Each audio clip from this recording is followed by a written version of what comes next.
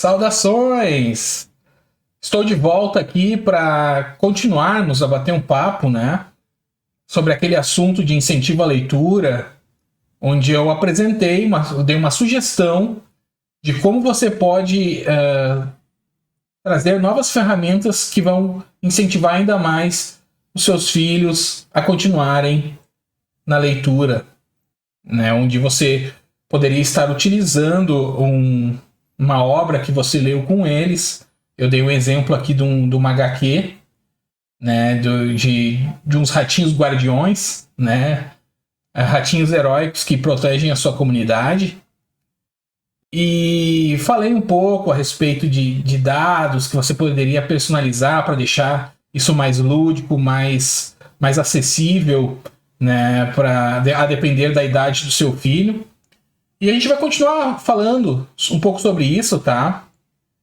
Sobre essas regrinhas. Então, como desenvolver isso, essas ferramentas, para que eu possa sentar numa mesa e, quem sabe, desfrutar de ótimos momentos com os meus filhos, a gente se divertindo, né? E depois voltando a ler, lendo mais um pouco, conhecendo um pouco mais a história, desenvolvendo, né, a história, tanto jogando quanto lendo. Então vamos direto ao ponto, tá? Caso você tá chegando agora, tá? Eu vou deixar um card, ou aqui, ou aqui, com o vídeo anterior, onde eu comecei a expor esta ideia, tá? E a gente vai abordar isso um pouquinho mais nesse vídeo e também futuramente trazer outros assuntos. Enfim, sobre os tais dados que eu mencionei, tá? Vamos ver aqui. Esses dados, lembra que eu disse que eles seriam em branco, não teriam numeração, que é justamente para a gente poder personalizá-los. E personalizando eles, tirando a questão da numeração, vou dar um exemplo aqui de um, ó. Ele pode ver que ele não tem todas as faces, ele tem bem poucas faces onde vai ter aquele adesivo, ó. Esse adesivo aqui eu mandei fazer numa gráfica, tá? Não custa caro. Você pode pegar a imagem de acordo com o tema e personalizar. Sem problemas. Tá? Então, esses dados, como é que vai funcionar? Tá? Você pega esses seus dadinhos aqui brancos, tá? O que acontece?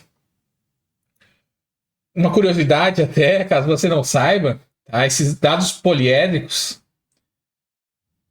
com exceção do dado de 10 lados, eles têm um padrão aonde deveriam ficar os números. Você pode consultar os seus, tá?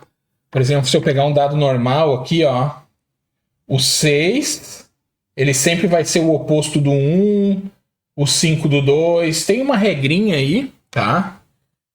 Para isso, que determina isso, tá? E essa posição dos números, que eu acredito que eles impactam diretamente na métrica do jogo, né? Não sou um game designer, mas por experiência própria, tá?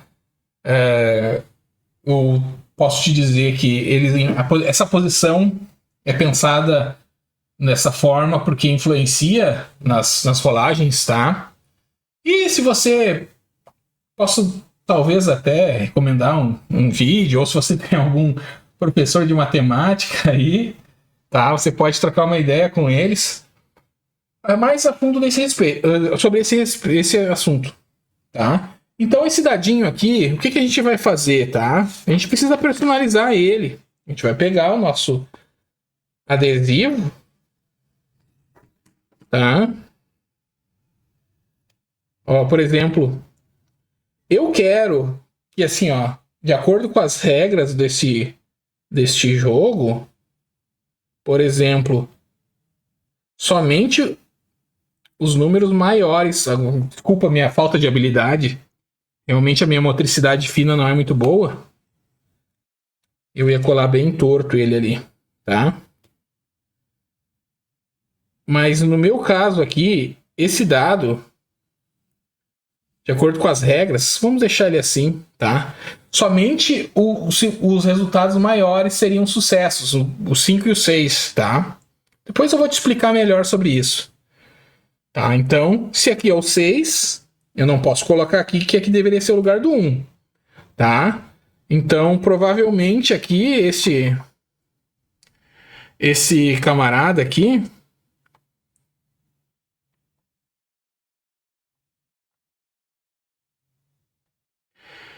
vai ficar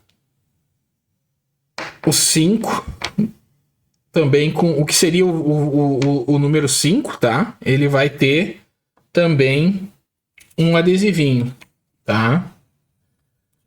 Por que só 2 vão ter? Quanto mais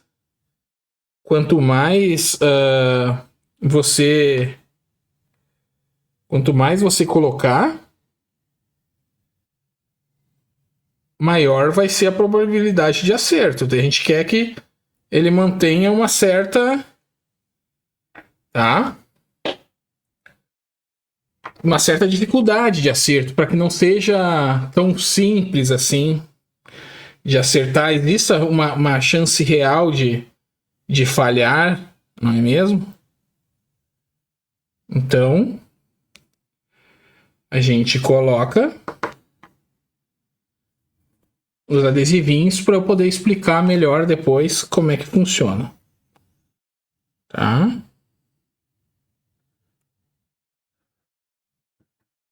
Ok. Assim, como é que a gente vai trabalhar essa questão das regras, tá? O que ocorre é o seguinte. Numa jogada normal, eu vou considerar apenas que o jogador que vai fazer o teste lançaria 2 dados e, se qualquer um dos dados sair, esta carinha aqui do ratinho, ele tem um sucesso no teste. Vamos supor que na ficção nós estamos narrando uma cena onde os ratinhos saíram atrás de alimentos e começou uma tempestade e eles tiveram que procurar abrigo lá embaixo de uma árvore, mas caiu um galho por causa do vento, né? Então os ratinhos teriam que tentar se esquivar para que esse galho não acertasse eles, tá? Então vai pegar, né, uma situação normal, tá? Pegaria 2 dados, rolaria, não teve nenhum sucesso nesse caso. Infelizmente, o ratinho em questão não teve sorte e o galho acabou caindo na frente dele, bloqueando o caminho que dava acesso ao abrigo no tronco da árvore. Tá? Então ele vai ter que pensar numa maneira de contornar esse problema e tudo mais. Caso tivesse qualquer um desses dados tivesse apresentado uma carinha, era sucesso, ele teria desviado, dado uma cambalhota, tá?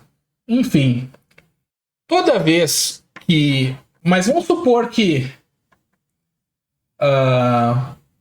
por algum motivo ele tivesse alguma vantagem. Mas ele estava com um cajado, então ele se impulsionou no cajado e saltou. Então, eu consideraria que ele ia rolar 3 dados para tentar ter sucesso. Então, pode ver que as chances aumentam um pouco, né? Estatisticamente, essas chances aumentam de ele ter um resultado positivo, tá? Ou o contrário seria... mas ele não... ele estava mancando. Então, ele estava um pouco mais lento. Ele tem uma desvantagem. Eu vou jogar apenas um dado. Isso torna o desafio mais difícil ainda. Ele teria que rolar para ver se alcançaria o sucesso. Tá? Enfim, parece explicando, às vezes é difícil de assimilar. Talvez você não tenha uma certa intimidade com jogos de RPG ou de tabuleiro, mas basicamente é muito simples. Na prática fica muito simples. Se é uma situação normal, não existe nenhuma vantagem nem desvantagem, rolaria 2 dados. Se o personagem tem uma vantagem, rola 3, isso aumenta as chances dele. Se ele tem uma desvantagem, rolaria apenas 1, tornando muito mais difícil realizar essa questão. Então os dados são um recurso, tá? uma regrinha bem básica, inclusive, eu gostaria de deixar claro aqui que quanto menor a criança, mais minimalista tem que ser as regras, tá? Então, mais simples, mais acessível a informação, inclusive, por exemplo, dependendo da idade da criança, ele teria uma situação normal, poderia rolar 2 dados para não para criar uma expectativa maior ou de repente para não a criança não se frustrar que rolou os 2 dadinhos e não teve o sucesso ali logo no imediato, deixa ela rolar separadamente os dados. Isso não vai influenciar em nada, tá? No jogo. Então ela rola um, poxa, não conseguiu o resultado. Rola outro para ver se consegue, tá? Então ela teria mais uma chance. Então isso você vai ter que administrar essa questão emocional, tá? Porque num jogo existe a capacidade de acerto e de falha. Esse não é um jogo que alguém ganha, né? Alguém se destaca em relação aos outros jogadores, mas é um jogo colaborativo, mas sempre existe a chance, né, de ter uma falha, e às vezes, a depender da maturidade da criança, é importante lidar com os sentimentos dela, né?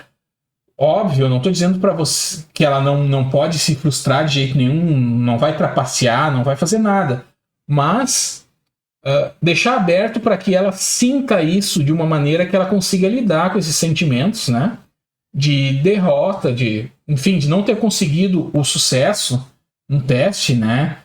Explicar que tudo bem, você pode, de repente, incentivar que algum amiguinho auxilie de alguma forma. Então você, como uma pessoa mais madura, né, que tem um controle emocional, e como um fã dos personagens, dos jogadores, você vai trabalhar isso para a criança sempre se sentir confortável, de poder sentir a frustração e sentir a euforia de conseguir realizar um feito heróico através do seu personagem, tá? Então, é muito simples, dados, tá? Personalizados, tá? Não tem muito mistério. A regra é simples, normal 2 dados, vantagem 3 dados, desvantagem 1 dado. Isso aí a gente futuramente, quando estiver testando na prática o joguinho, a gente pode voltar a conversar. Tem também a questão de, para deixar mais viva, né, a história, fazer uma preparação, né?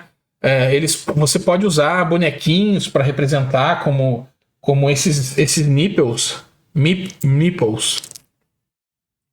tá? Ó, que são bonequinhos. Talvez você tenha alguma miniatura, ou ainda você pode usar esses recursos aqui, ó. Imprimir em papel, né? Isso aqui são bases, tá? Deixa eu ver se eu abro aqui. E você pode imprimir a imagem do personagem e depois você coloca aqui. Ó, pode ver que ele tem uma basezinha, ó. O papel encaixaria tranquilamente ali e deixaria o bonequinho de pé nesta base aqui, tá? É um recurso, dependendo, tá, do quanto você quer personalizar isso, ou fazer essa construção do jogo algo que as crianças podem participar. Eu acho que isso acho que isso seria incrível, né? Você pode usar o papercraft, tá? Ou seja, através de dobraduras, montar um bonequinho que vai ser tridimensional ali, representando cada herói, né? Eu certamente vou optar por realizar etapas onde as crianças possam participar do desenvolvimento também, tá? Daqui a pouco fazer um mapa, né? A questão de construção, de preparação do jogo para elas se sentirem inseridas, né, desde o início. E, claro, isso vai depender muito da faixa etária, tá? Dos seus filhos aí.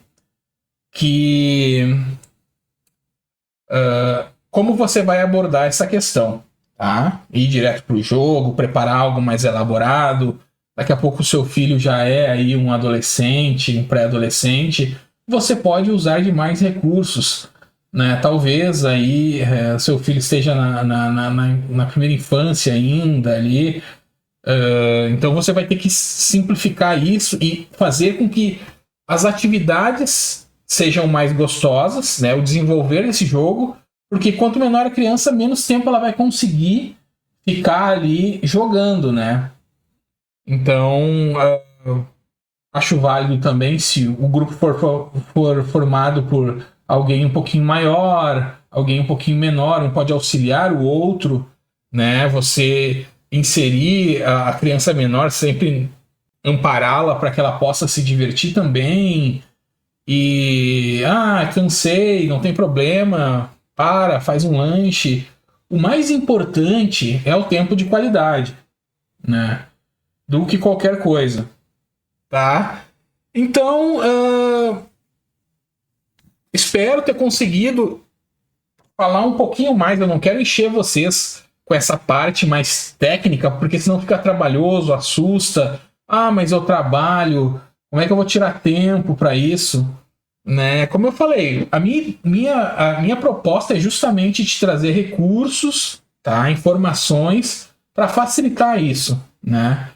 Mas você também vai ter que se doar um pouco, né?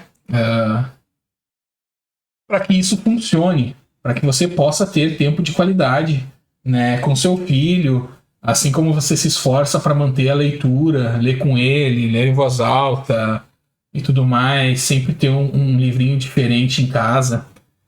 Mas fiquem à vontade para comentar se ficou alguma dúvida, vamos debater. Eu vou tentar deixar um contato aí do grupo um grupo no WhatsApp, de repente, pra gente trocar ideia mais livre, tá? Espero ter conseguido esclarecer um pouquinho mais daquela proposta inicial e aos poucos eu vou mostrando o desenvolvimento desse jogo, tá? Como eu disse, para mim foi muito mais fácil quando eu tive esse insight, meu filho, de usar o RPG de mesa como ferramenta auxiliar ao incentivo à leitura e tudo mais. Meu filho